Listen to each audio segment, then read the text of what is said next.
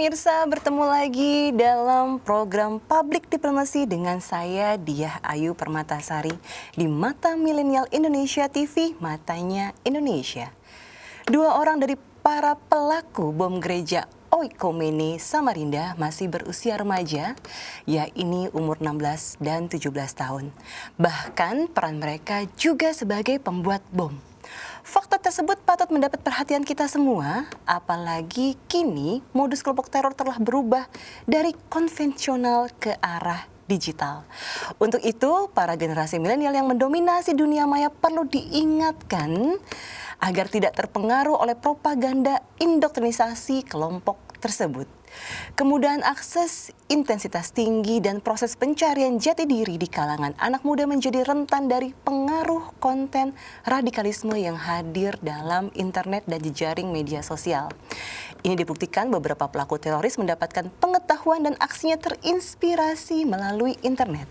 Sebagai upaya melindungi generasi muda sebagai pemegang masa depan Indonesia dari propaganda hingga perekrutan kelompok radikalisme, dalam Public Diplomasi kali ini kita akan berdiskusi dengan Bapak Hendy Suhartono dengan tema pengaruh propaganda kelompok teror terhadap generasi muda Indonesia. Selamat datang Pak Hendy. Ya, senang sekali hadir di sini Pak di acara Public Diplomasi. Bapak sehat Pak? Alhamdulillah sehat. Aduh, saya lihat Pak Hendy ini agak kalem, saya jadi ikutan kalem nih sebenarnya. Padahal sebenarnya semangatnya luar biasa ya Pak Hendy ya. Ya, kita mungkin langsung saja berdiskusi Pak Hendy. Saat ini ancaman terorisme dalam merekrut anggota dari kelompok generasi muda sangat meresahkan. Sebenarnya apa sih yang menjadi atau membuat mereka rentan terpapar infiltrasi, faham dan juga ideologi radikal terorisme? Ya, terima kasih Mbak. Seperti kita ketahui ya, bahkan kita alami sendiri saat kita masih jadi pemuda atau masih merasa muda ya, itu kita selalu ingin yang agak beda dengan yang lain gitu. Misalnya yang tadi Mbak sebutan pencarian jati diri kah, ingin merasa spesial kah, atau ingin merasa berbeda dengan yang lain atau kelompok lain. Nah di sanalah secara psikologis generasi muda itu lebih mudah terpengaruhi, lebih mudah terwarnai oleh apapun ya. Tidak hanya yang kita bahas saat ini, tidak hanya paham radikalisme, tapi dengan paham-paham lain pun mereka lebih mudah terwarnai. Malah karena kita khawatir mereka terpapar ke radikalisme, bagusnya kita tuh memberi pemahaman-pemahaman lain kepada mereka agar mereka nggak ada di kelompok sana tapi berada di kelompok lain. Iya, kalau kita melihat sebenarnya karakter yang membedakan pemuda zaman dulu gitu Pak, sama zaman sekarang untuk mereka lebih terpapar terhadap terorisme ini sendiri gimana Pak? Kalau zaman dulu sebenarnya kalau karakter pemuda ya sama aja ya Bu ya. Cuma bedanya kalau sekarang tuh agak cepat. Kalau dulu kan harus datang dari majelis ke majelis, dari kampung ke kampung, kayak zaman saya dulu masih gitu ya. Paling SMS aja. Tapi kalau sekarang kan enggak.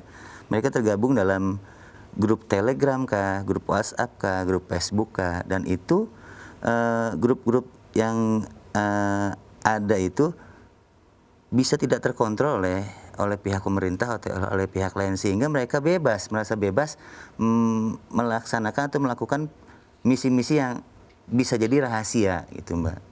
Ya, kalau kita melihat misalnya berdasarkan data BNPT yang ada sekarang Pak ya, lebih dari 52% napi terorisme yang menghuni LP ialah generasi muda usia 17 sampai dengan 34 tahun. Bahkan pelaku bom bunuh diri di Indonesia usianya rata-rata berkisar 19 sampai 35 tahun gitu. Apakah memang hanya faktor kecepatan karakter yang berubah atau memang ada faktor lain yang menyebabkan mereka ada faktor lain kayak misalnya doktrinnya, terus mentornya ini kan biasanya orang-orang yang memang sudah lebih mendalami secara keilmuan, baik itu ilmu jihadnya atau ilmu agamanya dan lain-lainnya. Dan faktor ini juga didukung oleh adanya media Mbak. Sangat didukung. Yang tadi Mbak bilang tadi usia itu usia produktif kan, ya, usia di mana mereka seharusnya 17 sampai 35 tahun itu bisa berkarya dan lebih memaksimalkan karyanya. Tapi karena doktrin-doktrin itu dimasukkan oleh mentor-mentor, mereka datang awalnya WhatsAppan dulu atau Telegram dulu, ayo kita ketemu di mana. Ketemulah mereka berdua, dibukain Al-Qur'an, diambilin ayat ini. Siapa? Bukan Al-Qur'an yang salah, Mbak. Bukan Al-Qur'an yang salah. Kalau Al-Qur'an yang salah, mungkin semua ulama seluruh dunia akan kumpul, oh ini salah. Terus di situ ada ayat jihad. Bukan jihadnya yang salah. Kalau jihadnya yang salah, mungkin Kiai Haji Hashim Asy'ari pendiri NU itu tidak akan membuat resolusi jihad. Tapi apa yang salah? Waktu dan tempat serta pemahaman. Nah, si mentor ini yang menjadi ibaratnya pengarahnya ya. Oh, ayat ini diarahin ke sini. Jadi untuk kepentingan kelompoknya seperti itu. Dan itu sudah saya alami. Dan alhamdulillah saya berhasil merekrut saat itu. Iya, kalau kita lihat tadi disebutkan mengenai waktu, tempat, dan pemahaman yang salah. Nah, ini waktu yang seperti apa, tempat yang seperti apa, dan pemahaman yang bagaimana sebenarnya yang mengarahkan ke arah yang salah? Waktunya ini belum tepat untuk kita berjihad. Tempatnya juga belum tepat untuk kita berjihad. Pemahamannya juga nggak boleh sepotong-sepotong, nggak boleh setengah-setengah, Mbak. Jadi yang misalnya kita baca satu ayat nih, surat ini ayat segini. Jangan cuma dibaca itunya, tapi coba 10 ayat sebelumnya, 10 ayat setelahnya. Itu akan menerangkan, itu akan ada keterkaitan antara ayat yang ini dengan 10 sebelumnya dan 10 sesudahnya. Itu pasti ada kaitan. Nah, Jangan kalau bicara diambil tadi itunya aja. mentor, Pak. Mentor kan tadi ngomong pemahaman mengenai pemotongan-pemotongan ayat gitu. Apakah ini memang karena karakter generasi muda kita yang memang sukanya sepotong-sepotong gitu? Atau memang sebenarnya mentor tahu betul caranya gitu untuk menginfiltrasi gitu generasi Mentor muda? tahu betul, Mbak. Mentor tahu betul. Bahkan saya mengalami saat itu yang saya doktrin itu tidak sama sekali bisa baca Al-Qur'an. Tidak sama sekali dia ikut pengajian. Malah yang saya ajak itu saat itu anak-anak nongkrong, anak-anak bisa dibilang anak-anak rasta lah. Jadi si mentor ini harus tahu persis siapa yang harus didekatinya. Kalau dalam bahasa dakwah itu bikudri ukulihi, dengan kadar pemikirannya gitu. Nah, seperti saya mendekati orang-orang yang nggak bisa ngaji, nggak bisa ini, saya gunakan itu metode common enemy. Siapa dia musuhnya? Ayo kita dekati. Oh, musuh kita. Ayo dia musuh bersama. Masuklah dia ke kita. Nggak perlu dia kita ajar ngaji, nggak perlu. Akhirnya setelah masuk di dalam baru belajar ngaji, belajar sholatnya di dalam. Justru pemahaman agama bukan menjadi base-nya sendiri. Iya. Makanya kalau saya selalu dikaitkan Islam itu dengan teroris, sebenarnya nggak. Saya sangat tidak setuju gitu. Dan memang kenyataannya banyak kan orang Islam yang menjadi teroris, tapi Islam itu bukan teroris. Gitu. Jadi karakter anak muda seperti apa, Pak, yang bisa melakukan blocking gitu ya terhadap tadi kemampuan mentor dalam melakukan infiltrasi gitu? Karakternya karakter yang rajin ya. Pertama rajin baca. Karena membaca itu membuka wawasan kita ya. Yang kedua, kalaupun setelah membaca dia masih bingung, cobalah dia dekati gurunya, kakaknya, atau orang tuanya. Benar nggak sih kayak gini? Benar nggak sih kayak gini? Jadi kalau dalam bahasa Islam itu ada tabayun, ada klarifikasi. Benar nggak sih kayak gini gitu?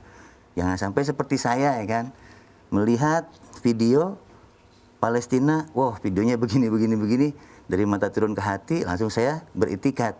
Padahal saya dengar dari Mbak tadi, Palestina sendiri nggak begitu gitu kan, nggak begitu kenyataannya. Itu waktu itu saya kurang klarifikasi, kurang tabayun kalau bahasa Islamnya. Nah, kalau kita sama-sama tahu, Pak, di Indonesia minat membaca itu termasuk yang kelompok paling rendah sedunia gitu. Betul. Nah, jangankan kita tabayun ke arah bagaimana generasi muda kita atau keseluruhan masyarakat Indonesia untuk gemar membaca dulu supaya bisa melakukan filtrasi atau melakukan filterisasi gitu. Apa yang sebaiknya dilakukan gitu oleh pemerintah mungkin atau oleh anak muda itu sendiri gitu untuk gemar membacanya dulu gitu. Karena memang sudah tidak gemar membaca ya, gemarnya menonton sekarang. Cobalah kita nih sebagai orang tua lah, baik itu dari pemerintah, ulama atau yang lain, ikuti gaya mereka. Kalau mereka yang sukanya video ya kita buat video-video yang di situ isinya dokumenter. Yang isi dokumenter itu bisa mencegah mereka dari pemahaman-pemahaman itu. Atau seperti kami saya ada yayasan, Mbak, namanya Hubul Waton Indonesia, dan di yayasan itu memang semua pengurusnya mantan napi teroris. Semuanya ada 22 orang, kantor kami di Bogor, di Sentul. Di sana kami merekrut yang baru pulang, yang tadinya keras, kita rekrut, kita tarik, kita adakan deradikalisasi di sana. Metodenya apa tuh Pak? Yang membuat Deradikalisasi. metode membuat lebih dekat gitu? Sebab gini ya, kami ini kan sesama pemain lah ya berarti. Jadi kita tahu persis karakter mereka. Seperti kita berkaca lah. Oh, ini rambut saya kurang ini nih, saya bisa dan ini sendiri. Misalnya ini terlalu hitam, saya bisa ini sendiri. Jadi seperti kita bercermin kalau melihat rekan kita itu. Insya Allah kami lebih mengerti mereka gitu Mbak. Dan makanya saat ada beberapa yang berbicara masalah deradikalisme itu hanya resmi dari lembaga tertentu, kami tidak setuju. Karena deradikalisasi itu tanggung jawab semua unsur di NKRI ini. Baik itu Hansip, RT, RW, ulama, kepala desa, semua. Saat saya baru pulang kemarin Mbak, itu terasa banget. Orang-orang tuh memandang kita masih lihat stempel kita yang belakang. Masih lihat, oh hati-hati main sama dia nanti ke bawah-bawah gitu. Nah, ini juga harus ada upaya khusus dari instansi terkait saat rekan-rekan yang baru pulang ini, rekan-rekan mantan napi teroris ini baru pulang, itu harus didekatkan dengan masyarakat. Sebab masyarakat juga bertanggung jawab untuk program deradikalisasi terhadap napi yang baru pulang ini. Kan di dalam itu kayak sekolah, Mbak. Iya. Jadi orang ibaratnya kalau masuk mencuri ayam, keluar dia udah bisa curi mobil gitu. Kalau masuk cuma ngupload video-video radikal, keluar dia udah bisa bikin bom mungkin kan gitu. Jadi setelah mereka keluar jangan dibiarkan, dirangkul. Nah itu apa ada strategi yang efektif itu Pak di masyarakat untuk menghapus stigma negatif tadi? Oh iya, saya pernah juga saya mengalami itu dan saya datang langsung ke instansi terkait waktu itu saat itu Densus 88. Saya ajak mereka ke program saya buat program di remaja di Karang Taruna. Saya buat itu Sumpah Pemuda yang judulnya masalah radikalisme gitu. Yang di sana saya undang dari Densus, terus tokoh-tokoh masyarakat, tokoh-tokoh pemuda saya undang. Nah, Densus ini memberi sambutan. Karena kan awalnya tadi Mbak, pas saya baru pulang itu orang deket saya aja kayaknya mundur gitu ya. Mundur aja. Malah ada stigmanya negatif. Iya, malah ada tetangga saya itu, saya main ke tetangga saya. Pas dia ke dalam, ibunya tuh bilang, "Jangan ikut-ikut dia, ntar ke bawah." Saya denger. Kan teman saya langsung bilang, "Maafin ya ibu gua." Ya udah nggak apa-apa, dia nggak tahu. Dari situ saya berpikir bagaimana caranya saya bisa kembali ke masyarakat. Masyarakat inilah unsur terkecil dari NKRI. Betul. Saya harus kembali ke masyarakat. Sebab memang dulunya saya juga di masyarakat. Dari itu saya undang dari MUI, dari kepolisian semua sampai Densusnya pun datang memberikan pengarahan dan pemberitahuan kepada masyarakat bahwa Hendy sudah tidak bermasalah, Hendy sudah baik, sudah kembali kepada NKRI, silahkan diterima di masyarakat. Nah, walaupun tidak sampai 1 jam itu ya orang Densus ini berbicara, itu didengar oleh masyarakat. Dan setelah itu subhanallah Mbak, acara rapat sepak bola aja saya diundang gitu. Langsung kembali seperti biasa. Jadi tidak ada ketakutan dari mereka. Itu yang menarik ketika bicara aspek psikologis ya. Ketika kita mendengar seperti itu ada perasaan dari diri. Untung Pak Hendy langsung bisa konfirmasi ke instansi terkait. Tapi untuk teman-teman apalagi generasi muda gitu. Itu, ketika secara psikologis mereka mendapat stigma negatif dari masyarakat, mereka tidak ada tempat untuk bernaung gitu. Nah, apa yang harus dilakukan oleh pemerintah atau mungkin masyarakat sekitar gitu untuk bisa menerima mereka? Ini yang harus kita hati-hati banget. Kalau misalnya napi mantan kriminal ya, itu mungkin mereka saat dikecewakan dan sakit hatinya seperti tadi, ya mungkin dia akan membuat kriminal biasa. Tapi kalau rekan-rekan mantan napi teroris ini, kalau tersakiti hatinya seperti itu, kan dia udah sekolah Mbak di dalam. Yang tadinya cuma bisa bikin bom buku, mungkin besok bisa bikin bom gelas atau apa, karena mereka udah belajar di dalam. Makanya saya sangat berharap tuh program deradikalisasi ini tidak hanya dipegang oleh satu lembaga, tapi semua harus berperan dalam bidang deradikalisasi ini. Nah, termasuk yang tadi saya bilang kami punya yayasan dan kami punya bengkel rohani untuk teman-teman di sana gitu. Nah, kalau bicara tentang kelompok anak muda tadi ya, anak muda tentu saja aspek psikologisnya sangat berbeda ketika bicara dengan napi terorisme dalam usia yang tertentu gitu. Apakah ada memang strategi khususnya untuk teman-teman yang anak muda ketika ada stigma negatif, ketika penguatan psikologis gitu, apa yang harus dilakukan? Ya, didekati Mbak. Pertama didekati dari kita yang memang mengerti karakter mereka. ya kita juga pernah muda ya. Kita dekati mereka, kita tanya apa kebutuhannya terutama. Apa kebutuhannya, jangan kita tanya dulu kenapa, jangan. Tapi tanya apa kebutuhannya, apa yang bisa kita bantu, seperti itu. Sebab setiap manusia jika sudah tersentuh hatinya, insya Allah raganya akan ikut dengan hatinya gitu kan. Itu saya alami juga. Dan beberapa dari anak muda itu sudah agak bergabung di yayasan kami, Hubul Waton ini, Hubul Waton Indonesia. Dari namanya aja kan Hubul Waton ya, cinta tanah air. Padahal kita dulu sangat, ya bisa dibilang ini benci ke cinta ya, benci kepada NKRI, sekarang kita kecinta NKRI. Nah banyak itu anak muda yang umurnya di bawah 30 lah, kita masih sebut pemuda ya. Dari kasus Makassar, kasus Bom Buko, selain itu banyak, kita bergabung di kita itu banyak anak-anak muda yang memang mereka potensial Mbak. Potensial saat mereka kita pancing untuk apa sih potensi mereka, ternyata ada. Langsung kita kembangkan potensi mereka, alhamdulillah. Kalau dari proses Pak Hendy sendiri ya, dari benci ke cinta gitu, itu turnovernya di mana sih Pak Hendy? Oh panjang banget itu Mbak. Mungkin yang bisa kita lihat khususnya untuk anak muda gitu ya. Saya kasih gambaran sedikit ya. 2014 itu kan kita semua tahu ada baiat di Lapas Pasir Putih ya. Dan saya salah satu orang yang tidak baiat. Karena saya tidak meyakini kebenarannya. Kenapa? Saya melihat ini begitu lahir langsung besar gitu. Sedangkan Rasulullah sendiri dan pada umumnya secara alami nggak ada yang lahir langsung besar gitu. Ini menjadi tanda tanya sendiri buat saya. Saya kaji, ya saya memutuskan untuk tidak ikut baiat di sana. Saat tidak ikut baiat itu, ya saya seperti dimarginalkan. Seperti dimarginalkan. Bahkan salam saya tidak dijawab.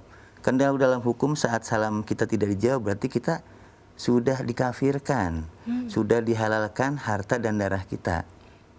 Saya waktu itu yang saya mengerti saat itu saya dikafirkan, yang mengkafirkannya itu ya saya tantang beradu lah sebetulnya. Dia malah nggak mau, dia hebatnya di media dan ini aja saat kita tantang beradu dia nggak mau. Nah itu Mbak, jadi yang orang-orang tidak ada di kelompok nggak mau ikut kelompoknya itu kayak gitu. Salam aja nggak dijawab, dibilang kafir, dibilang ini. Dan mereka selalu itu sebarkan ke semua orang biar semua orang tahu karakter kita seperti ini. Jadi sebelum kita keluar karakter kita udah dibunuh duluan. Jadi sudah mulai di pembunuhan karakter dari awal gitu ya. Nah dari situlah saya mulai menyadari, oh, kok gini ya, kita sama-sama berjuang, sama-sama masuk di dalam sini. Kok saya sih dikafirin ya, ada apa ya? Saya kaji lagi pasti ada yang salah nih. Nah yang salah itu kalau menurut saya waktu itu, saya salah tempat dan salah waktu. Tempatnya ini belum tepat, waktunya juga belum tepat. Kalau jihad mah harus memang, tapi harus sesuai tempatnya dan waktunya. Nah dari situlah saya mulai keluar dari blok D waktu itu di Pasir Putih. Saya sama Lapas Pasir Putih diangkat menjadi imam masjid dan saya di sana membina napi-napi umum. Nah di situ napi-napi umum juga sebenarnya mudah terpengaruh Mbak sama orang-orang ini mudah. Karena apa? Karena dipenuhi kebutuhannya gitu. Bahaya kan kalau orang yang tadinya kriminal atau narkoba bergabung dengan teroris, bahaya. Kriminal dia tidak banyak berpikir panjang, langsung dilaksanakan. Narkoba duitnya nggak ada serinya, bisa buat niayai. Ya tidak banyak orang seperti Pak Hendy ya melakukan analisis sendiri gitu ya. Nah kita melihat karakter generasi muda sekarang yang cenderung cepat dan instan. Iya. Betul. Nah ini bagaimana cara membuat tanda kutip bahwa para pemuda sekarang pola-pola yang instan ini terjadi di mana-mana nih Pak? Iya. Saya beberapa kali pernah datang ke sekolah dan ke pesantren.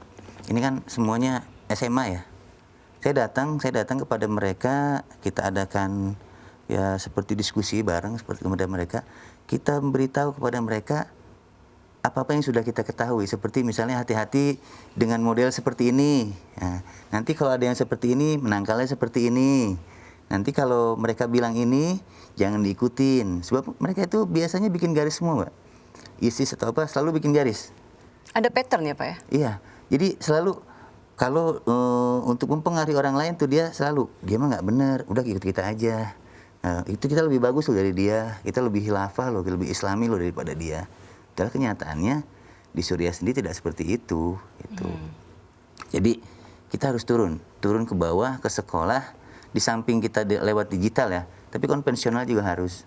Bab terkadang digital itu ya kita tanya jawabnya nggak lost gitu Nggak loh. lost, bisa langsung Tapi dijawab. kalau konvensional duduk seperti di Tatap muka gitu. iya, seperti di Pondok Pesantren Al Ghazali, terus di Al Azhar dan tempat lain, saya beberapa kali itu enak, mereka lepas aja nanyanya gitu, enak. Ya, Jadi bisa memfulfill semua iya, pertanyaan mereka gitu. gitu. Mungkin pertanyaan lagi mengenai Densus 88 menyebutkan salah satu kelompok radikal Jamaah Islamiyah membentuk sejumlah kelompok di Pulau Jawa dan juga di luar Jawa. Banyak anak muda yang dilatih bela diri menggunakan senjata tajam, senjata api. Silahkan Pak. Perakitan bom, ahli tempur, sampai ahli sergap atau penyergapan VVIP. Kondisi tentu saja mengkhawatirkan banyak pihak gitu. Nah, pandangan Bapak sendiri gimana nih? Bahwa memang pelatihan sudah dilakukan gitu.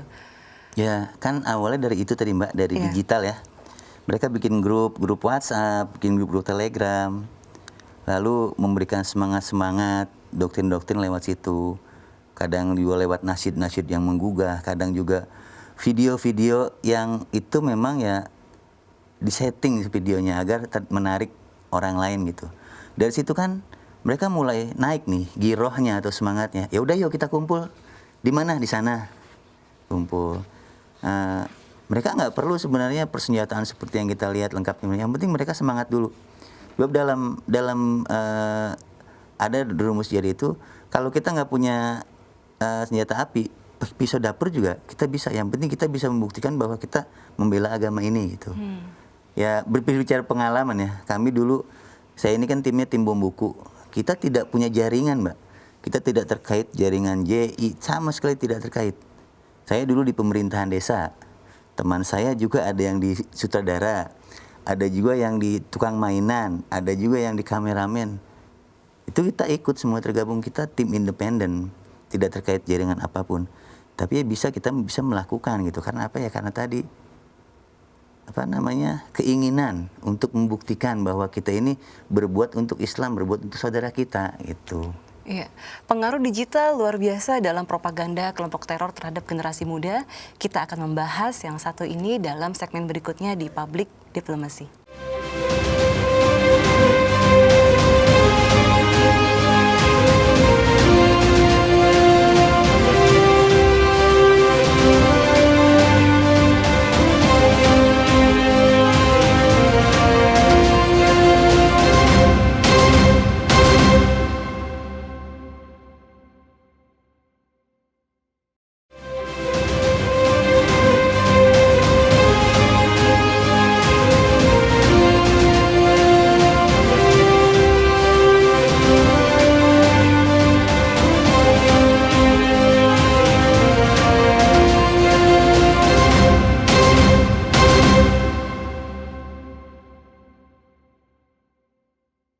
Kembali dalam program Public Diplomacy bersama dengan Bapak Hendy Suhartono di Mata Milenial Indonesia TV, Matanya Indonesia. Sebagai negara yang sedang berkembang, jumlah pengguna internet di Indonesia kurang lebih mencapai sekitar 132,7 juta pengguna internet. Hal ini tentu saja memberikan peluang bagi kelompok teroris untuk melakukan propaganda sebagai sarana rekrutmen. Nah, ini langsung aja nih Pak Hendy nih. Interaksi komunikasi di media sosial ini kan berkarakter tanpa batas, Betul. alias borderless ya. Semua orang bisa menggunakan, semua orang mempunyai hak yang sama di internet. Nah, faktor apa saja yang memungkinkan generasi muda rentan terjaring dalam radikalisme dan juga terorisme melalui jejaring online?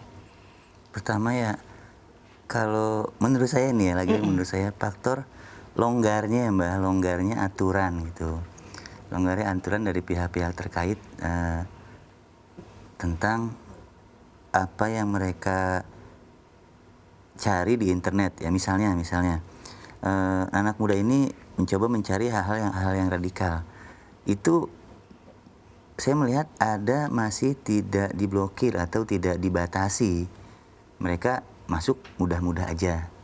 Jadi yang Mbak bilang tadi, akses tanpa batas kan. Semua punya hak sama di situ. Jadi benar-benar tidak dibatasi oleh pihak pemerintah. Artinya masih banyak media yang belum melalui filterisasi atau diblok sendiri oleh masih banyak. Apalagi ya di rumah ya, saat mereka di rumah kayak sekarang nih kan belajar online ya. bisa jadi mereka belajar 1 jam, tapi mengakses berita-berita itu ya lebih dari itu. Nah, peran orang tua juga di sini sangat penting, Mbak. Sangat penting mendampingi ya, minimal kalau tidak bisa mendampingi, kita lihatlah historinya anak kita itu buka apa. Nah, kita tanya, kamu buka apa? Ini apa? Ini apa? Kita coba tanya. Saya yakin namanya anak sama orang tua itu bisa kok, kalaupun ada yang ditutupi oleh dia, tapi bisa kok kita mengerti kemana arah pemikiran dia nih, anak kita ini. Nah, jangan sampai apa yang mereka buat itu kita tidak tahu dan kita membiarkan, malah tahu-tahu anak kita sudah berangkat ke Suriah. Loh, kok tahu-tahu anak kita sudah mengkafirkan kita, ya kan, sebagai orang tua. Itu bisa terjadi loh, Mbak, dari media-media itu sangat banyak. Orang tuanya dikafirkan, lalu dia berangkat ke Suriah atau dia berangkat ke tempat lain, ikut kelompok ini, ikut kelompok itu banyak loh. Faktor dari media. Apakah ini testimoni dari pengalaman yang memang sudah ya, pernah terjadi, Mbak? Gitu? Pengalaman. Jadi rekan-rekan itu juga kan, saya di dalam banyak ketemu teman-teman yang sudah Suriah. Dia cerita sama saya, ya awalnya saya begini, Mas. Awalnya ya ikut ngaji di sini. Oh, kita semangat. Akhirnya kita diajak ke Suriah. Dibilangnya nanti di sana hidup sesuai syariat Islam, sesuai khilafah. Sampai di sana, Mas, listrik aja cuma 4 jam loh, Mas. Sedangkan saudara saya di sana bukan niat untuk jadi tentara, niatnya mau dagang, mau usaha, karena di negara Islam itu lebih digambarkannya kan di video itu ya lebih Islami, lebih baik daripada Indonesia. Bahkan sanggup mengelutasi hutang-hutang kita yang di Indonesia misalnya. Tapi kenyataannya pas sampai ke sana listrik aja cuma 4 jam. Terus ada diskriminasi antara pejuang dan rakyat biasa, itu benar-benar jauh ininya, apa namanya, cara treatmentnya gitu. Terus kalau kembali lagi ke sini, mungkin apakah memang ada yang harus diperbaiki dalam edukasi kita gitu, Pak Hendy? Ya. Kalau berbicara bahwa ada pelonggaran dalam media, peran orang tua, apakah memang harus ada yang diperbaiki dalam sistem edukasi kita? Harus ada yang diperbaiki. Makanya saya sangat sedih sekarang kita ini malah semuanya belajar online ya. Ya itu, apalagi dengan tren sekarang gitu. Dimana hampir semua mungkin anak di Indonesia ini kita bicara tentang online. Seperti dibuka celahnya. Mereka yang memang rajin dan merasa efektif berjuang di media, itu sangat diberi celah dalam situasi pandemi seperti ini. Saya khawatirnya nanti pandemi udah selesai, ini malah udah banyak yang jadi gitu kan. Orang-orang yang terdoktrin. Berapa lama sih Pak sebenarnya dibutuhkan untuk tergantung itu. Ada yang nggak nyampe 1 hari, ada yang lama, ada yang berbulan-bulan. Pembedaannya dari mana nih Pak? Pemahamannya, keluarganya, atau terkadang kan karakter? Kalau orang gini, Mbak, terkadang ada yang tidak perlu berpikir panjang gitu, langsung mengambil kesimpulan. Ada yang berpikir dulu lama, tidak mengambil kesimpulan. Ada yang nggak berpikir sama sekali dan langsung ambil kesimpulan gitu. Ada yang seperti itu. Karakternya beda-beda.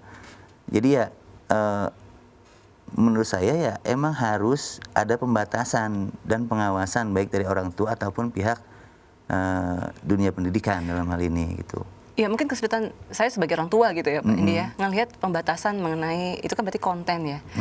Kan kita lihat kalau memang sudah jelas-jelas sudah diblokir oleh Kominfo biasanya.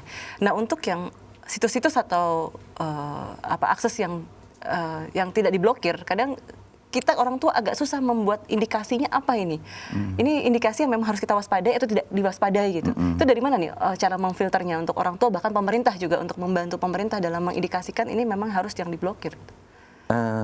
Kalau untuk orang tua ya, kita sebagai orang tua, kalau saya melihat teman main mereka di grup digital ini, di grup WhatsApp-nya, di grup Facebook-nya, di grup Telegram-nya.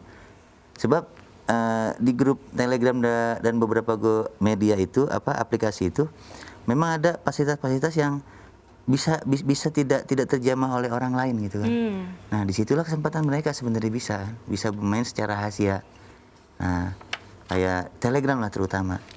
Telegram itu dari situ kan, dari kelompok itu ntar mereka bisa terima video, bisa terima artikel, bisa terima apa. Ya. Gitu. Ini kita membutuhkan kerjasama internasional nggak sih Pak? Misalnya seperti pemilik Telegram, Facebook, atau YouTube, Twitter gitu, untuk membantu melakukan filterisasi. Perlu nggak adanya campur tangan di situ? Perlu. Sebab ya alhamdulillah sekarang kalau saya lihat di Facebook tuh, ini gambar ini tidak layak, postingan ini tidak layak, karena ada seperti itu. Tapi kalau di Telegram kan belum, Mbak. Telegram itu kan masih kita masih bisa lihat video ini di upload oleh si A, oleh si B, yang mungkin kan bisa jadi kalau di grup rahasia itu ya pemberi informasinya, sumber informasinya. Bisa jadi mentornya kasih ini, artikel ini. Biasanya begini loh, baca artikel ini, baca buku ini, jangan baca buku yang lain. Jadi mereka dibatasi, tidak boleh dapat referensi dari lain, harus membaca buku-buku Kenapa mereka pada nurut sendiri. ya Pak ya? Anak generasi muda sekarang kenapa pada nurut? Apakah itu tadi keahlian saya yakin secara online kan memang agak susah melakukan pemahaman guru sama murid aja kadang agak susah. Ini kenapa bisa gitu ya? Ini kenapa bisa gitu? Apa yang bisa membedakan pola pengajian yang dilakukan oleh mentor-mentor dari kelompok teror sama guru-guru gitu ya yang bisa memberikan ke muridnya gitu? Kenapa mereka jauh lebih efektif itu? Apakah ada metode khusus misalnya yang Bukan membuat metode mereka? sih Mbak, jadinya pengalaman itu. Mentor itu rata-rata orang-orang yang udah pengalaman gitu kan. Jadi mereka bukan cuma mendengar, bukan cuma melihat, tapi membadani, kalau bahasa ini membadani, mereka melaksanakan. Jadi mereka tahu persis nih, oh yang kayak gini ujungnya gini nih. Oh anak ini nih karakternya seperti ini, nantinya kayak gini. Tahu mereka tuh. Ya kayak saya tadi saya ceritakan, ini anak nggak bisa ngaji, baca Al-Quran juga nggak bisa. Kalau kita bacain ayat kan nggak mungkin Mbak. Yeah. Malah ya mohon maaf, yang saya ajak itu dulu masih di bawah pengaruh narkoba, tapi dia mau ikut sama saya. Kalau saya bacain ayat kan dia lari. Saya bacain, tapi ya ada metode khusus tadi, karena kita memang sudah tahu secara psikologis dia. Kalau dalam metode dakwah itu bikudri ukuli, kita harus bicara sesuai kadar kemampuan dia menerima gitu. Ya udah, metode apa yang tepat nih? Saya temukan metodenya, ya dia ikut. Malah bisa ngajinya, bisa sholatnya di dalam lah. Berarti malah justru bisa dilakukan infiltrasi di situ, Pak ya? Iya, makanya untuk pencegahan kepada generasi muda ini, saya sangat merekomendasikan biar rekan-rekan yang pernah menjalani proses terorisme ini, mantan-mantan napiter, memang sudah kembali ke NKRI dan punya potensi dilibatkan. Itu tidak hanya lembaga tertentu, tidak hanya akademisi tertentu, tidak. Sebab apa? Akademisi, misalnya dia profesor sekalipun, dia cuma mendengar, melihat. Kalau di lapas dia cuma sampai kantor, nggak sampai dalam. Ya kan? Gitu kayak saat kita didatangi oleh akademisi lah, si A, si B. Mereka kan datangnya sampai kantor aja, nggak nyampe ke dalam. Orang dalam yang dipanggil keluar memberi informasinya ya sebatas yang mereka mau kan. Iya. Tapi kalau mereka tinggal 1 bulan aja di dalam, mereka bisa baca situasi dan kondisi di sana. Iya. Kalau kita lihat memang dinamika dalam pattern propaganda terorisme itu selalu terus berubah gitu ya. Yang tadi konvensional sekarang ke arah digital gitu. Kita melihat lagi nanti dinamikanya akan terus mungkin berlanjut terus gitu. Nah ini kalau kita melihat sekarang ini memang banyaknya pelaku teroris memang mendapatkan pengetahuan aksinya dari media sosial gitu. Kedepannya dinamika apa lagi yang harus kita waspadai untuk para generasi muda khususnya supaya kita bisa mulai memawas diri dari sekarang gitu. Kalau menurut terutama saya, di media sosial gitu. Iya, menurut saya tetap ke depan ini digital harus lebih diwaspadai. Tetap dan kepada pihak terkait, kepolisian, terus pendidikan juga harus lebih memberikan pengawasan serta penerangan khusus kepada generasi mudanya secara konvensional gitu. Jadi seperti tadi Mbak yang saya beri contoh, kita datang ke sekolah, kita kasih tahu. Nanti kalau ada yang bilang begini, jangan ikut ya. Kenapa? Nanti sebabnya, nanti ujung-ujung kayak gini. Nah, nanti kalau ada yang bilang ini, jawabannya ini. Kita kasih tahu, karena kita kan tahu Mbak. Iya. Kalau metode online gimana nih Pak?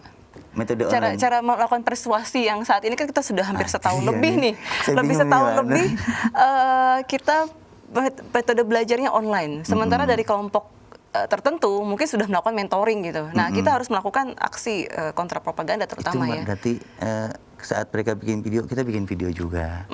Bikin video juga. Artinya karena generasi sekarang ini kan generasi nonton ya, generasi instan. Mereka jarang mau tahu proses, taunya hasil kan.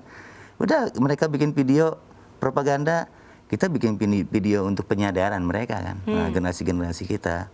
Terus ya cuman kita kemas secara menarik atau apa gitu agar mereka juga lihatnya nggak bosen gitu. Ada tips khusus nggak sih Pak untuk melakukan terutama di media sosial ya untuk melakukan kontra propaganda selain tadi harus menarik atau apa, atau memang ada tips khusus yang mengena gitu terutama yang sudah mulai terpapar?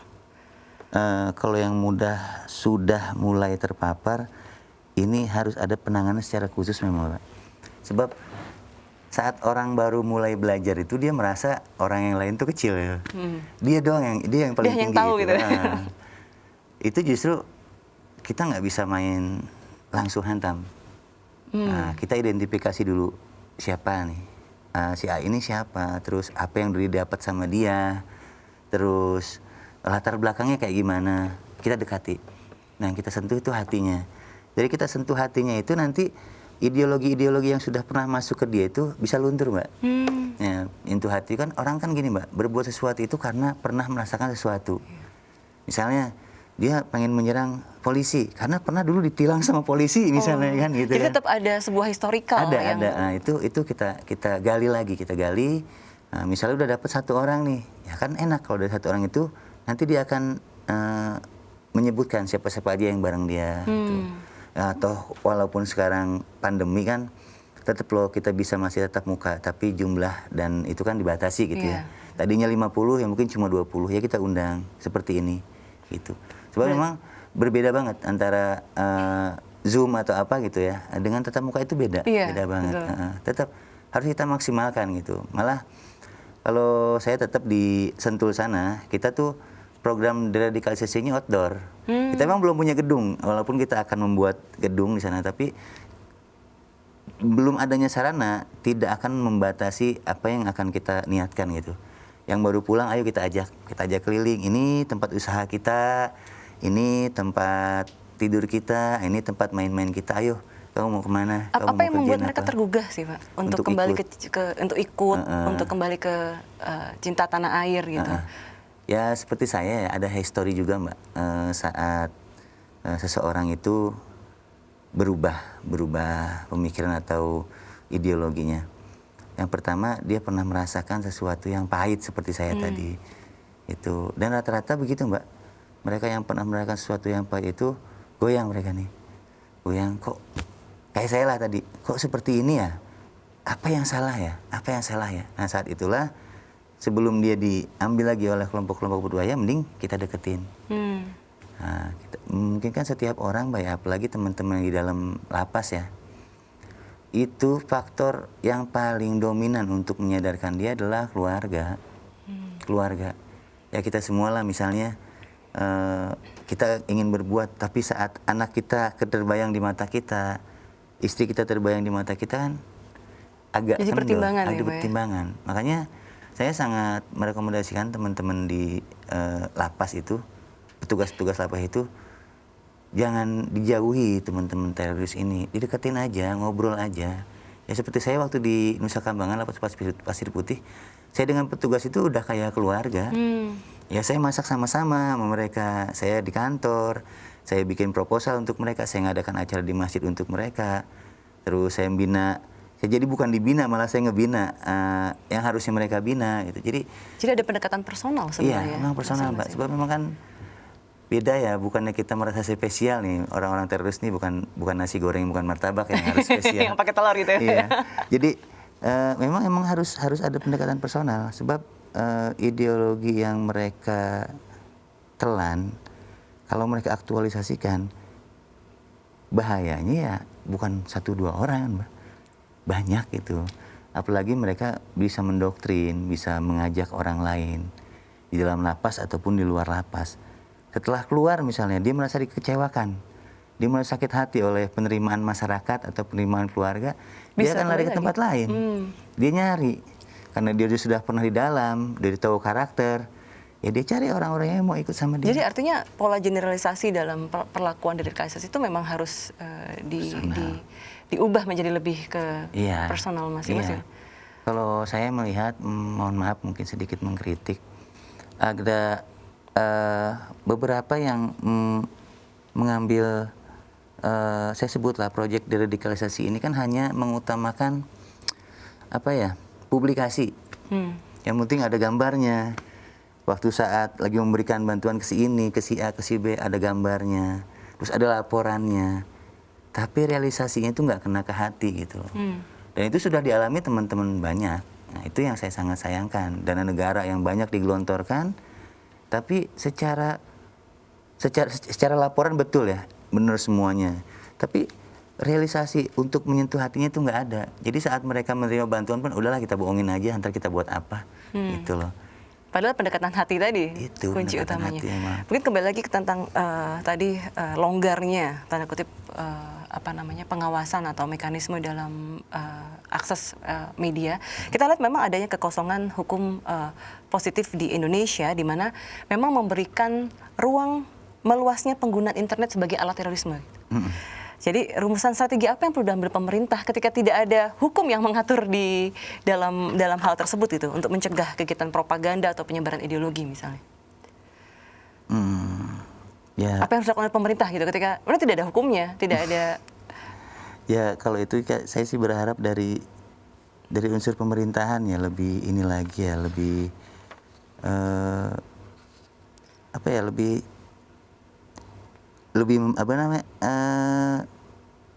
peka lah gitu ibaratnya, lebih peka kepada kondisi sekarang ini.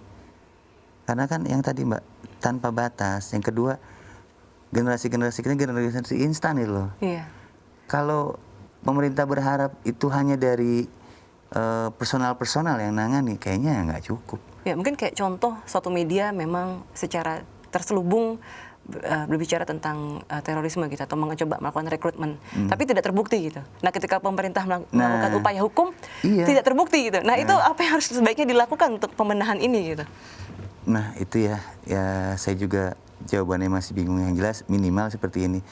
Ya, jika memang tidak ada bukti ya, karena payung hukum kita tidak ada, aturan juga tidak ada bukti, kita sebagai ya misalnya kayak saya sebagai mantan atau nanti ada dari kepolisian, dari TNI atau dari tokoh ulama, kita lihatnya nggak ada bukti nih, tapi memang sudah pernah terlihat atau ada laporan mereka ini melakukan kegerakan seperti itu.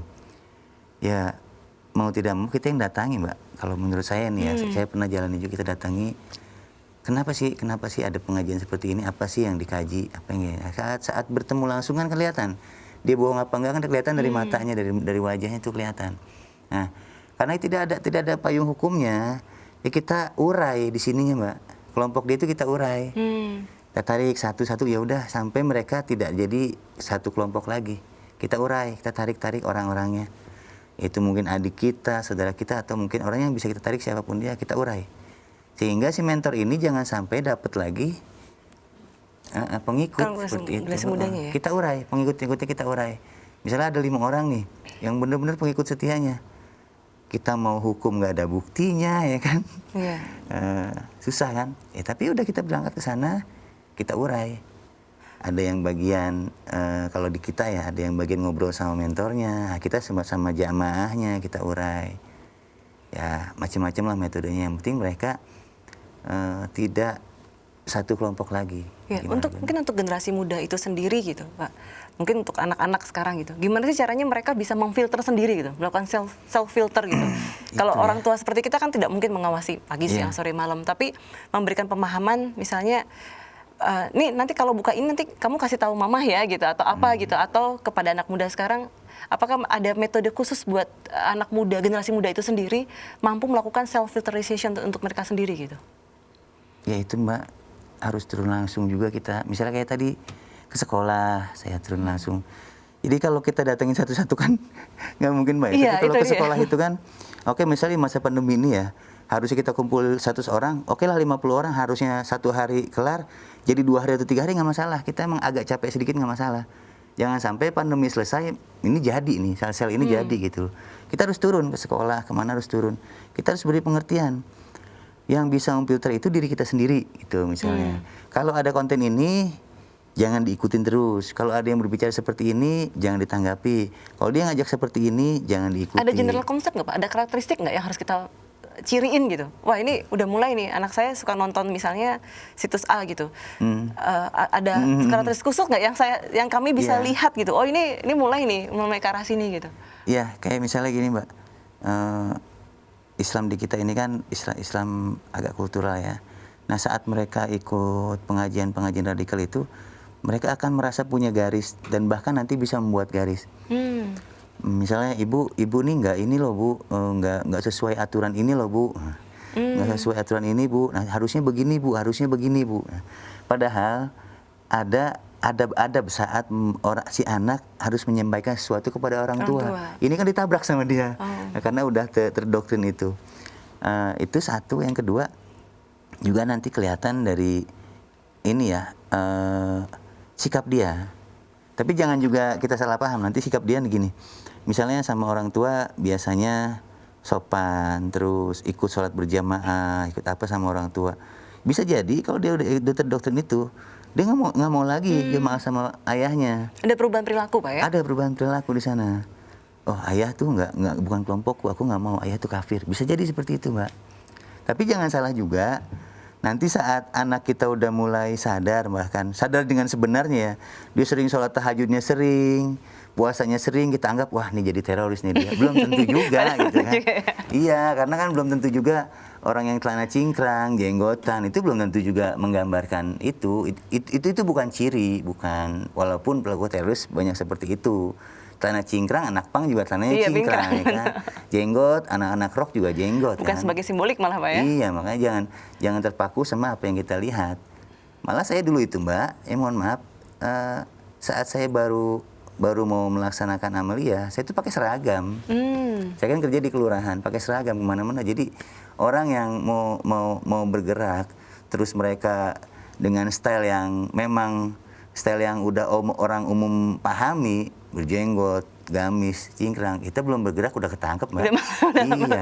Tapi kalau saya kan pakai seragam, bahkan ya jangankan rekan-rekan di kantor ya, istri saya sendiri nggak tahu apa yang saya lakukan gitu. Dan itu mungkin nanti terulang kepada generasi berikutnya. Sebelum mereka terulang ya mending kita kasih informasinya gitu, kita batasi dulu, seperti itu Mbak. Iya, terima kasih untuk segmen saat ini. Kita akan kembali lagi pada segmen berikutnya. Kita akan diskusi banyak mengenai propaganda teror terutama di generasi muda dalam program Public Diplomacy Mata Milenial Indonesia TV, Matanya Indonesia.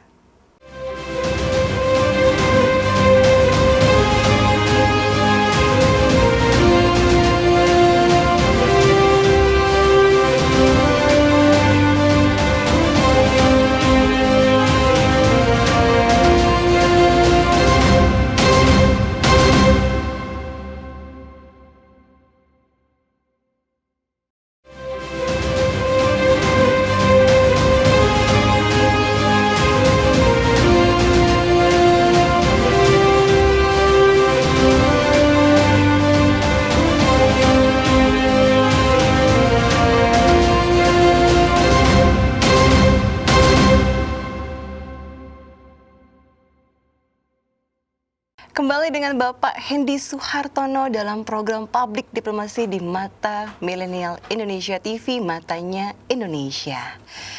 Nah, ini kembali lagi nih, Pak Hendy. Ini yang menarik buat saya nih.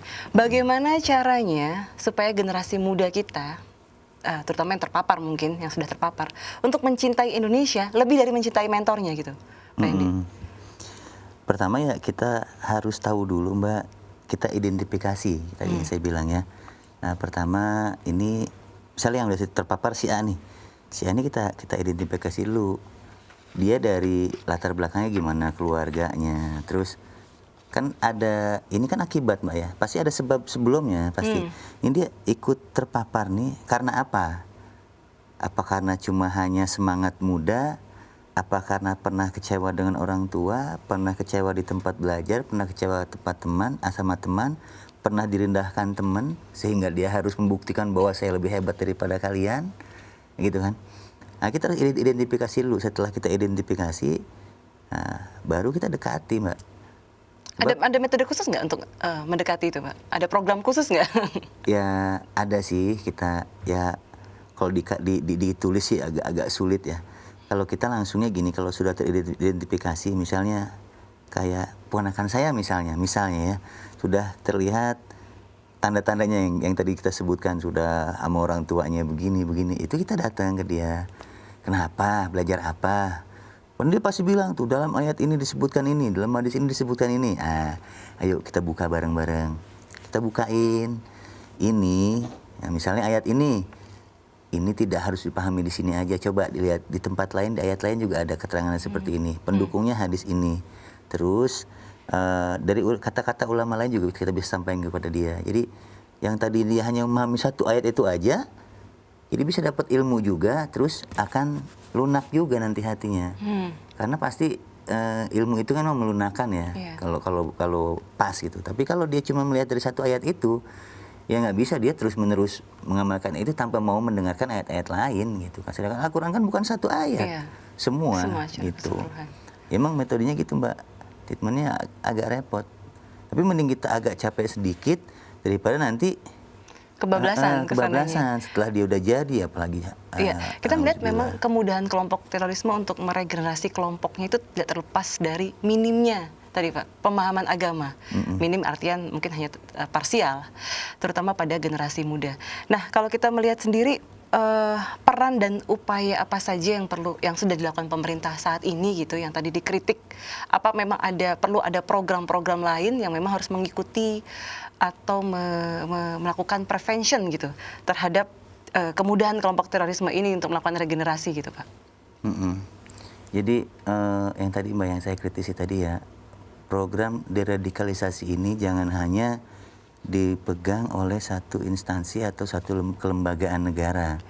Karena sejatinya program deradikalisasi ini adalah tanggung jawab semua unsur di NKRI ini. Yang tadi saya sebutkan, dari RT sampai presiden semuanya, ulama, masyarakat juga terkait.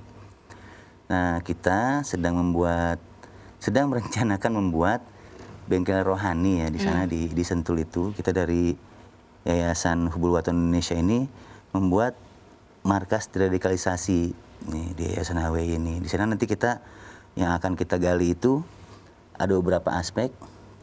Pertama kerohaniannya, ya artinya keagamaannya juga. Terus modernisasi bersama, artinya kebersamaan itu kita bangun loh. Nggak harus satu kelompok kita. Kita bisa loh berjalan bersama sama kelompok lain gitu. Toh para sahabat juga bisa kok berjalan dengan rahib-rahib dari agama lain, bisa gitu. Itu situ kita kasih pengertiannya. Terus humanismenya juga kita munculkan di sana ya, agar teman-teman ini yang tadi baru pulang dari lapas-lapas itu lebih bisa bermasyarakat. Nah, terus cinta negeri. Nah, bagaimana sih agar teman-teman ini cinta negeri gitu? Ya ternyata sebenarnya cinta negeri itu fitrah ya Mbak, fitrah manusia. Mungkin pernah dengar Rasulullah itu kan hijrah dari Mekah ke Madinah. Iya. Rasulullah pengen balik lagi tetap ke Mekah, tetap. Malah dia sampai ingin pergi haji, dilarang juga. Akhirnya balik lagi. Karena emang fitrahnya manusia itu rindu sama kampung halaman. Fitrah, itu kan negeri kita nih misalnya. Bagaimana sih kita bisa memunculkan ini? Ternyata dalam Al-Quran juga ada ayat-ayat untuk kita untuk mengarahkan kita kepada cinta negeri. Di hadis juga ada, apalagi ya banyak dari ulama kita juga ini ya dalam bahasanya ini memuat kearifan lokal yang disinergikan dengan pelajaran-pelajaran agama gitu. Nah dari sana kita bisa masuk agar teman-teman cinta negeri ini, dan terus kita berikan juga mereka ini kegiatan-kegiatan yang mau bersinggungan dengan wilayah-wilayah kenegaraan gitu. Ya misalnya kegiatan di masyarakat saat Agustusan yang nggak harus seremonial, pengibaran bendera enggak, ya kita yang ringan-ringan aja. Misalnya memperingati kemerdekaan, kita ajak mereka terlibat dalam misalnya kepanitiaan pesta rakyat misalnya. Itu sedikit-sedikit akan, dan memang itu terbukti udah. Nah, teman yang tadinya memang benar radikal, kita ngobrol, ya udah kalau gitu, kalau saya ada dana saya mau ngadain acara ini, ya udah kita carikan dana. Bener itu Mbak, dia ngajain panjat pinang, pokoknya lomba-lomba yang biasa di masyarakat itu dia ada yang semua, dan dia panitianya. Padahal tadinya, wah benci, nah sekarang jadi cinta itu. Jadi saat mereka merasa terlibat, mereka berasa bermanfaat untuk masyarakat itu. Kuncinya di situ Pak. Iya. Sejauh mana sebenarnya sinergi antara tadi peran dari lembaga masyarakat sendiri, peran tokoh agama, peran tokoh masyarakat, peran pemerintah gitu dalam menjadikan generasi muda kita memang cinta tanah air gitu, cinta negeri gitu tadi. Sinergisitas yang selama ini terjadi seperti apa nih? Kalau yang saya selama ini alami ya, alhamdulillah cukup baik ya. Kami dari Yayasan HW itu bersinergi dengan ulama-ulama sekitar dulu, Mbak. Yang di daerah saya itu sana, daerah Kampung Muara Bojongkoneng, kita bersinergi dengan ulama sana, terus dengan aparatur pemerintahan sana, baru sinergi juga dengan kepolisian, dengan Mabes. Karena kita emang di sana tuh yang Mbak bilang tadi, bukan cuman kita kembali ke masyarakat, tapi kita mencegah generasi muda yang ada di lingkungan situ untuk berbuat yang tidak baik seperti kita dulu. Gitu. Nah, sebelum mereka berbuat seperti itu, kita arahkan mereka kepada cinta negeri dulu. Negeri ini kan ibaratnya kalau kecintaan kita pada negeri ini, lingkup kecilnya kecintaan kita pada kampung sendirilah ibaratnya. Nah, saya juga di sana Yayasan HW itu kita mengembangkan 5 aspek. Yang itu insya Allah bakal merubah karakter seseorang gitu. Dari sosialnya kita rubah juga, kita coba merubah ekonominya. Alhamdulillah sekarang dengan kehadiran Yayasan Hubul Waton itu di sana, kita punya tempat wisata. Dan alhamdulillah bisa diketik sendiri di Google itu nanti keluar Lewi Pangaduan. Itu ada video dan lain-lainnya. Itu secara ekonomi mendongkrak perekonomian masyarakat sana. Nah, terus setelah ekonomi ini terbentuk, mereka nggak terlalu pusing lagi mencari masalah pembiayaan untuk rumah tangga. Nah, baru kita masuk ke segmen lain, misalnya ke humanismenya, pendidikannya, saya masuk sana. Dan saya memberikan pemahaman kepada mereka, terutama yang masih remaja ya. Masih remaja yang potensinya itu memang ada. Sebab di sana kan daerahnya masih, ya mohon maaf, kalau kita bilang masih pencinta taklid ya. Masih suka ikut sana, ikut sini gitu. Misalnya ada tokoh muda ini, dia ikut. Tokoh muda ini, dia ikut. Nah, daerah sana begitu ya. Kita masuk, kita memberikan pengertian kepada mereka bahwa itu ulama itu biar jadi ulama yang hebat tuh nggak ada yang instan. Kalau yang instan tuh kita pertanyakan. Gitu. Iya, kalau bicara itu kan memang di daerah wilayah Pak ya. Nah, yang menarik kalau bicara sedikit tentang pengaruh internasional terhadap aktivitas terutama di media gitu. Apakah memang ada seberapa kuat pengaruh internasional atau pengaruh dari dunia luar, di luar Indonesia tentu saja, yang membuat kelompok teror ini punya metode yang efektif dulu dalam melakukan propaganda gitu? Pengaruh dari internasional ini kalau ya dalam pandangan saya dan pengetahuan saya ini ada sih Mbak, dan itu mungkin signifikan saya lihat. Kayak misalnya yang tadi saya sebutkan, ada video-video yang di situ menggambarkan kejayaan khilafah di Turki misalnya. Terus berjalannya syariat Islam di Turki. Ternyata setelah saya dengar cerita deportan yang memang sudah pernah ke sana, itu dikondisikan Mbak semua. Disetting ya Pak? Disetting. Mereka ahli kameramen dari mana? Walaupun bukan orang kelompoknya, yang penting mereka dapat ahlinya. Terus ahli skenarionya siapa? Itu rata-rata mereka ahli-ahli itu dibayar. Dan bukan orang-orang kelompoknya gitu. Mereka memang bermain sangat bagus lah. Semua dipegang oleh ahlinya, kameranya, konsepnya semuanya dipegang oleh ahlinya, sehingga yang keluar itu seperti natural, seperti apa adanya gitu. Ya berarti segitu profesionalnya mereka menyiapkan video-video atau konten-konten digital untuk melakukan propaganda terhadap generasi muda. Ini upaya yang dilakukan selain tadi dari wilayah kita gitu. Upaya yang dilakukan untuk kita sendiri apa yang harus apakah harus menyaingi tadi video tadi, tapi kalau mereka menggunakan ahli-ahli, kita harus ngapain nih? Ahli juga, Mbak. Nah ini nih, artinya kan upaya profesionalitas harus dilakukan dengan upaya yang harus kita lakukan juga di Indonesia. Karena sesuatu itu kan harus dipegang oleh ahlinya. Kata hadis kan seperti itu. Jika sesuatu tidak dipegang oleh ahlinya, maka tunggulah kehancurannya. Ada hadisnya begitu. Jadi kalau mereka main dengan orang-orang ahli, ya minimal kalau kita tidak ahli, memang orang yang ada di jalurnya, Mbak. Kayak misalnya kita mau menangkal radikalisme, paham terorisme. Orang-orang yang benar bukan cuma paham, tapi sudah menjalani gitu loh. Kalau sekarang kan mohon maaf, kalau saya lihat nih, mereka yang berbicara tentang terorisme ini hanya baca buku, terus mengamati, masuk ke lapas, mengamati. Padahal masuk ke lapas aja cuma di pintu luar dia, cuma di kantor, nggak bisa masuk ke dalam.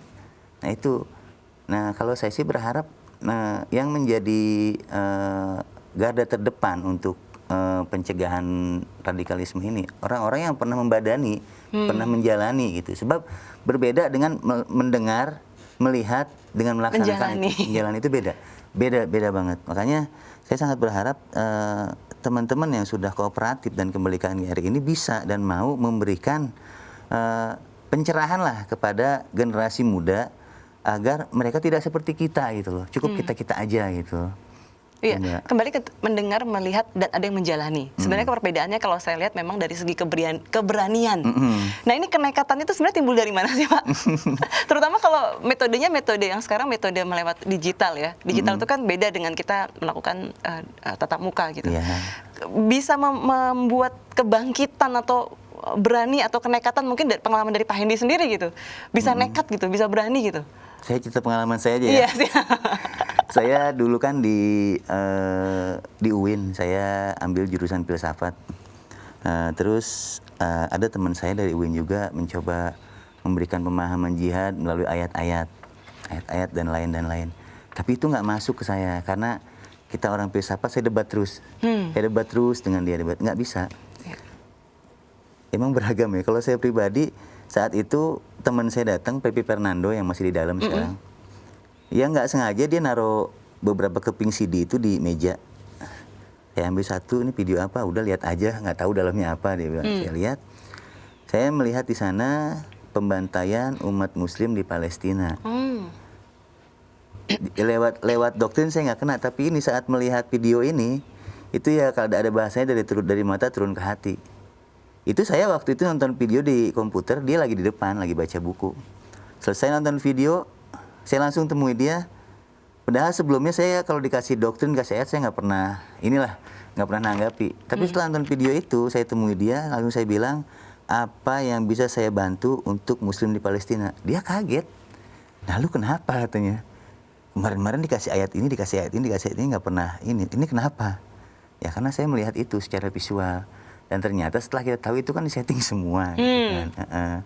Jadi artinya pengalaman saya itu, kadang orang nggak bisa lewat sini, tapi lewat sini bisa kenanya. Itu saya salah satunya lewat video itu. Jadi ternyata banyak jalan ya Pak ya, yang membuat mengejar ke generasi muda gitu. Nah upaya kontra propaganda dari kita tuh apa yang harus dilakukan Pak? Tadi Mbak, kita turun langsung.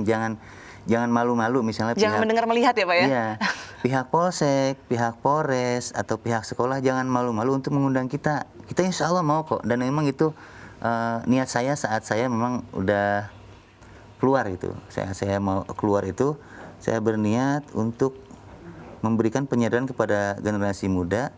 Ya bahasa singkatnya cukup saya, jangan mereka gitu. Oke, mungkin kami dikasih pencerahan gitu Pak Hendy. Hikmah apa yang sudah apa yang harus diperbaiki gitu, yang didapatkan selama Pak Hendy jalanin selama ini gitu ya, dari yang belajar banyak, membaca tentang filsafat, sampai ada teror bom buku, sampai akhirnya di LP dan sekarang di sini gitu. Kira-kira apa yang harus kita ambil hikmahnya atau yang membuat kita sendiri sadar bahwasanya upaya terorisme itu harus kita lakukan atau pencegahan terutama di masyarakat kita gitu. Hikmahnya yang pertama yang bisa kita ambil dari kejadian saya ya, buat rekan-rekan sekalian, kita harus klarifikasi, kalau bahasa Islamnya tabayun. Seperti saya tadi saat menonton atau mendengar doktrin dari rekan-rekan atau menonton video tersebut, seharusnya saya kan klarifikasi dulu. Bener nggak sih ini videonya dari mana sih? Itu yang pertama, klarifikasi dan tabayun. Yang kedua, kita lebih melihat sejarah ya, baik itu sejarah Rasulullah ataupun sejarah para pendiri bangsa ini. Sebab sejarah itu Mbak selalu berulang, hanya beda pelaku dan waktunya. Sejarah selalu berulang sejarah itu. Itu kita harus lebih banyak baca sejarah. Yang ketiga, tidak ada satupun yang terjadi pada kita ini yang tidak terencanakan oleh Allah gitu kan. Kalau saya membaca dalam kejadian saya ini, Allah mau memberikan saya pelajaran bahwa tidak semudah itu loh pemahaman agama gitu loh.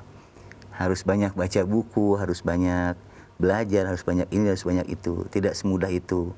Dan jihad itu ada aturannya, berjuang itu ada aturannya. Ya tidak seperti saya kemarin kan dak dek langsung gitu aja tanpa aturan gitu loh. Jadi ya 3 poin itulah. Yang pertama tadi kita tabayun, yang kedua tadi apa tadi saya bilang itulah tiga tadi ya. Yang ketiga tadi itu kita harus lebih banyak sharing juga lah kepada rekan-rekan yang lebih mengetahui dari kita gitu, agar kita banyak dapat masukan. Kalau memang kita balas baca gitu ya, kita dapat masukan. Jangan selalu kita mengandalkan yang instan-instan lah. Yeah.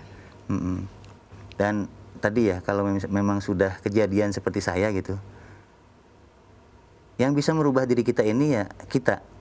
Karena dalam ayatnya Allah itu berfirman, Innallaha la yughayyiru ma biqaumin hatta yughayyiru ma bi anfusihim. Sungguhnya Allah tidak akan merubah nasib seseorang, satu kaum, satu negara sebelum mereka mau merubah nasibnya sendiri. Gitu. Jadi dari kita nih awalnya. 1000 orang mau menasihati orang ini, kalau tapi orang ini belum mau berubah, itu sulit. Tidak mungkin. Tapi kalau ada upaya dari dia, ada minimal sedikit aja, nanti dia bertemu orang, itu akan menjadi tambahan, dan insya Allah dia akan berubah gitu. Seperti apa yang saya alami. Begitu, Mbak. Mbak. Terima kasih kepada Bapak Hendy Soehartono, bahwasanya memang pengaruh propaganda kelompok teror terhadap generasi muda Indonesia bukan hanya tanggung jawab pemerintah, Betul. tapi tanggung jawab seluruh elemen masyarakat, baik orang tua, RT, RW, lembaga masyarakat, tokoh agama, dan tanggung jawab kita semua. Terima kasih Pak Hendy Soehartono atas waktu dan sharing pengalaman yang luar biasa. Terima kasih kepada pemirsa, kita akan kembali lagi dalam Public Diplomasi di episode berikutnya di Mata Milenial Indonesia TV, Matanya Indonesia.